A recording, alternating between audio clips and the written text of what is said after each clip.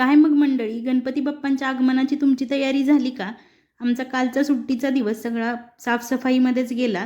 नवरोबाला सुट्टी असल्यामुळे सुट्टीचा पुरेपूर उपयोग करून घेतला. माझ्यासारखाच असा कोणी कोणी नवरोबाच्या सुट्टीचा उपयोग करून घेतला हे कमेंट करून नक्की सांगा. मध्ये लुडबुड करायला आमोद तर होताच, कामं वाढवायला सुद्धा तोच होता आणि करू लागायला सुद्धा तोच होता. संध्याकाळपर्यंत सगळ्या घराची साफसफाई करून झाली, सगळीकडचं झाडून पुसून घेतलं. एक चाय तो बनती है म्हणून नवरोबाची एक फरमाईश आली. 4 वाजतच आले होते, त्यामुळे एकीकडे चहा ठेवला आणि एकीकडे आमोदसाठी दूध गरम करायला ठेवलं.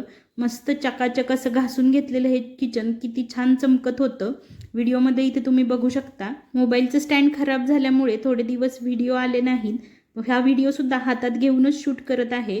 चकाचक झालेलं किचन दाखवण्याच्या नादात चहा आणि दूध उतू जाऊ नये म्हणजे झालं, म्हणून पहिला चहा हलवून घेतला आणि दूधसुद्धा वरती आलं होतं, त्याचा गॅस बंद करून घेतला. चहा छान उकळून घेतला होता, आता मस्त गाळून घेतला.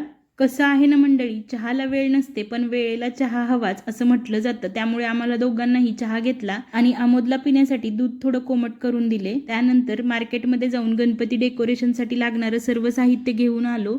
जेवण केलं आणि त्यानंतर आमोदने शाडू मातीपासून गणपती बनवला आहे. बघू शकता किती मस्त त्याने गणपती बनवलेला आहे. कसा वाटला नक्की सांगा. आवडला तर लाईक, शेअर, सबस्क्राईब आणि फॉलोसुद्धा करा. थँक्यू.